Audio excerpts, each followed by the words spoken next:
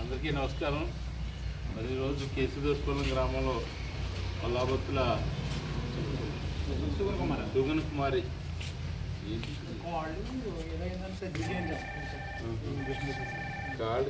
కుమారికి కాళ్ళకి ఇన్ఫెక్షన్ వచ్చింది.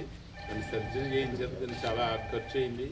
మరి వీళ్ళు ఖర్చు పెట్టుకోవాలనేటువంటి పరిస్థితులు ఉంటే రత్న చారిటబుల్ ట్రస్ట్ నుండి గొల్ల విజయప్రకాష్ గారు 10,000 రూపాయలు అక్కడ కువైట్ దేశం నుంచి పంపించడం జరిగింది. అలాగే చాలా సేవా కార్యక్రమాలు వీరు చేస్తూ ఉన్నారు. చాలా నా ద్వారానే చాలా కార్యక్రమాలు చేయడం జరిగింది. ఎవరైనా ఆపదలు ఉంటే ప్రతి నెల కూడా 10,000 రూపాయలు వాళ్ళకి పంపించడం జరుగుతుంది. ఆ రకంగానే వీళ్ళ కొల్లాబొత్తుల సుగన్ కుమారి గారికి 10,000 రూపాయలు పంపించడం, అలాగే మేము కూడా వచ్చి వారికి ఇవ్వడం జరిగింది.